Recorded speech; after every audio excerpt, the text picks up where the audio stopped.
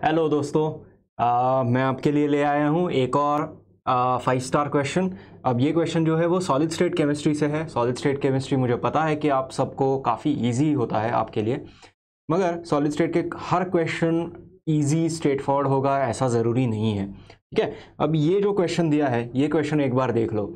ये question actually solid state chemistry और थोड़ा सा क्वांटम मैकेनिक्स का कॉम्बिनेशन है, क्वांटम केमिस्ट्री का कॉम्बिनेशन है। ठीक है, इसलिए ये क्वेश्चन मुझे पसंद आया था।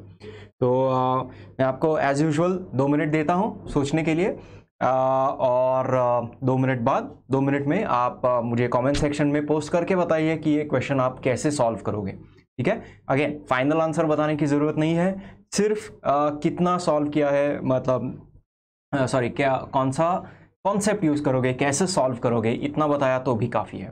Okay, time starts now.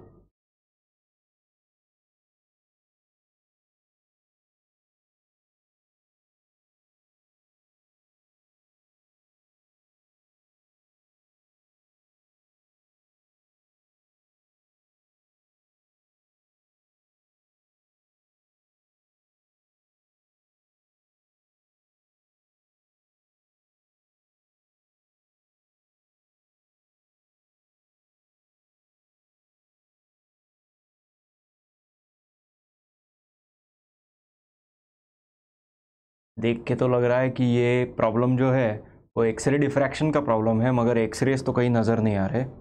Miller indices पूछे गए हैं, तो कैसे सॉल्व करोगे? कमेंट सेक्शन में मुझे बताओ। देखते हैं कितने लोगों को आइडिया आ रहा है कैसे सॉल्व करना है।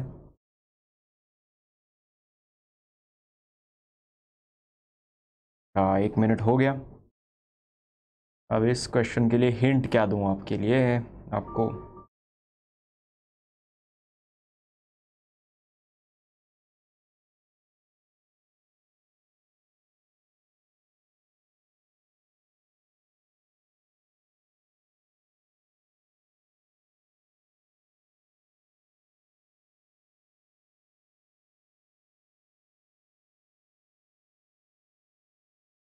Okay 30 seconds remaining. सोचिए वेवलेंथ कैसे कैलकुलेट करोगे? वेवलेंथ एनर्जी से रिलेटेड होता है।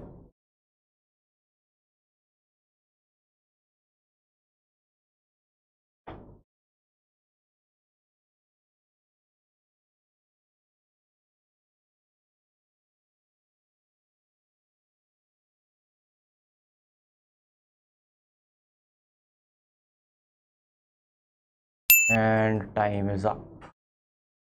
क्या लगता है कैसे सॉल्व करना है? अच्छा लग रहा है क्वेश्चन? मज़ा आ रहा है? आई एम श्योर मज़ा आ रहा होगा। Electrons accelerated through potential difference. अब यहाँ पे आपको याद क्या रखना है, आपको अगर एनर्जी का यूनिट याद होगा, इलेक्ट्रॉन वोल्ट। ओके, ये इलेक्ट्रॉन वोल्ट क्या है, ये यूनिट आया कहाँ से? इलेक्ट्रॉन भी है, वोल्ट भी है, मगर एनर्जी तो यूनिट तो एनर्जी का है ना, जूल्स है। इलेक्ट्रॉन तो नंबर ऑफ इलेक्ट्रॉन्स।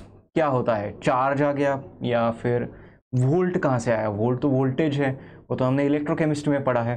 तो इलेक्ट्रॉन वोल्ट का मतलब क्या होता है? ईवी। इसका मतलब एग्जैक्टली क्या है? तो इलेक्ट्रॉन वोल्ट का मतलब है एनर्जी। कोई भी अगर एक इलेक्ट्रॉन होता है, if that is accelerated through a potential difference. ठीक है, अगर किसी भी चार्ज को किसी भी पोटेंशियल डिफरेंस में आप रखोगे तो इलेक्ट्रॉन पे एक फोर्स एक्ट करेगा, और अगर फोर्स एक्ट करेगा तो उसको एक्सेलरेशन मिलेगा। ठीक है, तो ये फोर्स जो है, that force will actually start storing energy in that electron, और ये एनर्जी कन्वर्ट हो जाती है काइनेटिक एनर्जी में। ठीक है, तो kinetic energy that an electron gains is given by Q into V. Okay, Q क्या है? Q is the charge on the electron,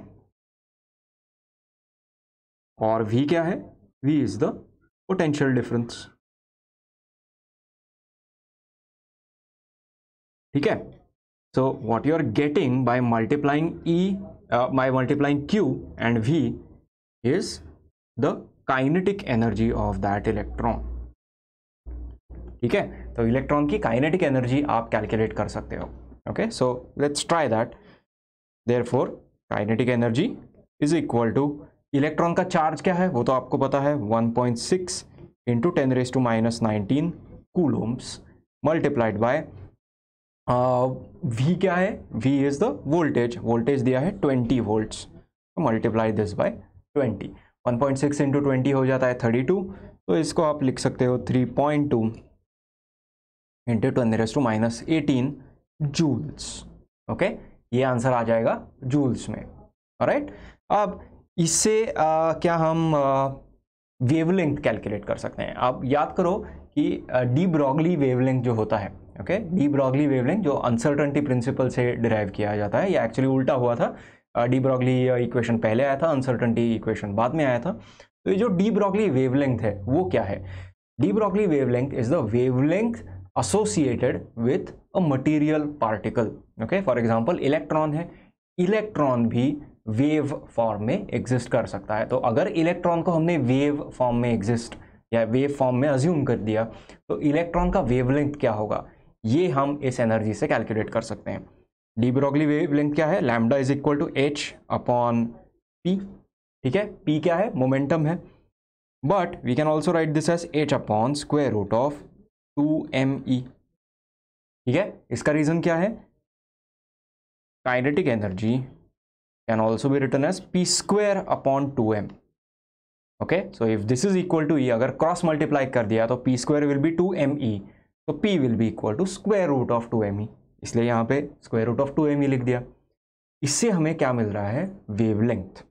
ठीक है, तो ये वैल्यू कैलकुलेट कर सकते हो 6.62 into 10⁻⁻34 divided by 2 into mass क्या है? मास दिया है, mass of an electron sorry 9.1 into 10⁻31 multiplied by energy जो है 3.2 इंटू 10⁻18 और इसका हो जाएगा स्क्वायर रूट। ठीक है, अब 3.2 इंटू 2 क्या होगा? 6.4। ठीक है, और 6.4 का स्क्वायर रूट है यहाँ पे। ओके, 6.4 का स्क्वायर रूट है और 9 का भी स्क्वायर रूट है, तो इन दोनों का स्क्वायर रूट आप आराम से कैलकुलेट करके बाहर निकाल सकते हो। Okay, so what I can write this as is 6.62 into 10⁻34 divided by 6.4 को हम लिख सकते हैं 64 इंटू 10⁻1। ठीक है, देन मल्टीप्लाइड बाय 9.1 को अप्रॉक्सीमेटली 9 लिख दो, क्योंकि स्क्वायर रूट कैलकुलेट करना है, तो 64 और 9 ये बहुत अच्छे नंबर्स हैं। मल्टीप्लाइड बाय 10 के सारे पावर्स वैसे ही लिख देते हैं और इसका स्क्वायर रूट है। ठीक है, अब देखो ये क्या देता है? 6.62 इंटू 10⁻34 डिवाइडेड बाय 64 का स्क्वायर रूट है 8, 9 का स्क्वायर रूट है 3, -1 -31 is -32, -32 -18 is -50, सो 10⁻⁻50 का स्क्वायर रूट मतलब 10⁻⁻25। ठीक है ना, 8 इंटू 3 इज 24, 6.62 अपॉन 24, ये अप्रॉक्सीमेटली 1/3 से कम है मगर 1/4 से ज़्यादा है। ठीक है, तो ये आप अप्रॉक्सीमेट करके 0.3 लिख सकते हो, 0.3, 6.62 अपॉन 8 इंटू 3। ठीक है, मल्टीप्लाइड बाय 10⁻⁻34 -25 मतलब +25 हो जाएगा, so that will be 10⁻+9 which is 3, sorry 10⁻⁻9 मतलब 3 इंटू 10⁻⁻10। अप्रॉक्सीमेटली कैलकुलेट किया है, ये एग्जैक्ट आंसर नहीं है। देखो हमने 9.1 को 9 कर दिया था, 6.6 अपॉन 8 इंटू 3 इसको भी हमने अप्रॉक्सीमेट ही किया है। Okay, but this is the wavelength, this is in metres, क्योंकि बाकी सब हमने SI यूनिट्स में लिया है। Okay, so now you can just convert this to 3 angstroms. Okay, 3 angstroms आ सकता है। अब हमें कैलकुलेट क्या करना है? We want to calculate the Miller indices. Okay, Miller indices calculate करने के लिए हमें कुछ डिफ्रैक्शन पे इंफॉर्मेशन दिया है। 20 डिग्रीज पे डिफ्रैक्शन होगा, लैम्डा हमने कैलकुलेट किया है। सो ब्रैग्स डिफ्रैक्शन लॉ क्या बताता है? n lambda is equal to 2d sine theta. इसमें से हमें पता क्या है? लैम्डा पता है, थीटा पता है, n पता है, क्योंकि it is the first week, तो हमेशा फर्स्ट ऑर्डर डिफ्रैक्शन ही रहेगा। तो डी कैलकुलेट कर सकते हो। Therefore d is equal to n lambda upon 2 sine theta, value substitute कर लो, which is equal to 3 upon 2 into 0.34। Sine of 20 degrees जो है वो दिया है 0.34, ठीक है। ये वैल्यू सब्सटीट्यूट करने के बाद आपको क्या मिलेगा, this will be approximately equal to 0.6 into 3 0.68, so 0.68 can be written as 2 upon 3, so 9 upon 2, तो ये अप्रॉक्सीमेटली आ जाएगा 4.2 के आसपास कुछ आ जाएगा अप्रॉक्सीमेटली, ठीक है, जिसको आप अप्रॉक्सीमेट कर सकते हो 4 पे। अब ये अप्रॉक्सीमेशन 4 क्यों कर रहे हैं, ये एंगस्ट्रॉम्स में है, ये आपको थोड़ी देर में पता चलेगा। उन्होंने हमें लैटिस पैरामीटर क्या दिया है, लैटिस पैरामीटर इज 4 एंगस्ट्रॉम्स, ठीक है। अब लैटिस पैरामीटर और डी, इन दोनों में रिलेशनशिप क्या है, DHKL is equal to a upon root of h² plus k² plus l²। हमें कैलकुलेट क्या करना है, मिलर इंडाइसेस, मतलब HKL के वैल्यूज कैलकुलेट करने हैं। So therefore root of h² plus k² plus l² that will be equal to a upon DHKL, which will be equal to 4.2 लिखा, 4.2 upon 4 will be approximately equal to 1 or exactly equal to 1.05. 1.05 is almost 1. So 4.2 upon 4, which is equal to 1.05, which is approximately equal to 1 लिख सकते हैं। ये 1 क्यों लिखना ज़रूरी है, क्योंकि HKL जो है ये तीनों इंटीजर्स है, तो यहाँ पे भी आंसर इंटीजर ही आना ज़रूरी है, ठीक है। सो देयरफॉर अगर स्क्वायर कर दिया तो h² plus k² plus l² will be equal to 1 square, which is 1। और अगर ये आंसर आना है तो हमें पता है कि ट्रायल एंड एरर से भी आप कैलकुलेट कर सकते हो कि एक वैल्यू 1 होनी ज़रूरी है, मगर बाकी एक वैल्यू 1 हो जाती है तो बाकी सारे जीरोज हो जाने चाहिए। तो आइदर दिस और दैट, इन तीनों में से कोई भी आंसर होगा, that will be the right answer. तो इन तीनों में से आई थिंक 1 0 0 दिया गया है, तो the first option is going to be the correct answer. Okay, the first option is going to be the correct answer. समझ में आ गया कैसे सॉल्व किया है? Okay, it's a simple question देखा गया तो, मगर 2-3 कॉन्सेप्ट्स एक के बाद एक अप्लाई करने हैं।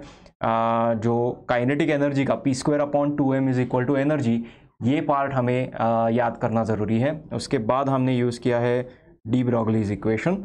ओके, डी ब्रॉगलीज इक्वेशन से हमें क्या पता चला, हमें लैम्डा का वैल्यू पता चला। Now electron is behaving as a wave, तो जैसे एक्सरे वेव्स होने की वजह से डिफ्रैक्शन होता है, वैसे इलेक्ट्रॉन वेव्स होने की वजह से डिफ्रैक्शन होगा। And then the intensity is maximum at a certain angle, तो वो एंगल अगर आपने यहाँ पे सब्सटीट्यूट कर दिया तो आंसर आ जाएगा h² plus k² plus l² is equal to 1, and this part is actually given to you in the answers, which is why the first option will be the correct answer. ठीक है, सो I hope ये question भी आपको बहुत अच्छा, बहुत challenging question लगा होगा। 2 मिनट में इस क्वेश्चन को जो भी लोग सॉल्व कर पाए हैं और सही तरीके से सॉल्व कर पाए हैं, कॉन्ग्रेचुलेशंस। इसका मतलब है कि आपको सारे जो कॉन्सेप्ट्स है वो काफ़ी क्लियर है। कौन सा फार्मूला कहाँ पे अप्लाई करना है ये भी आप सही तरीके से समझ गए हो। Okay, so that's all from me in this particular question. As usual मुझे बताने में अब मतलब समझ में नहीं आ रहा है कि क्यों बार बार बताना पड़ रहा है। लाइक करो, शेयर करो, सब्सक्राइब करो, ज्ञान बांटने से बढ़ता है। सबका भला होगा तो आपका भी भला होगा। ठीक है, तो please like, share and subscribe, share with as many of your friends as possible. अगर दोस्त नहीं है, दुश्मन भी है, उनके साथ भी शेयर कर लो। जैसे ज्ञान बांटने से बढ़ता है, प्यार भी बांटने से बढ़ता है। दुश्मन शायद दोस्तों में बदल जाए। ठीक है, so that's all from me, and I'll meet you next time. Goodbye.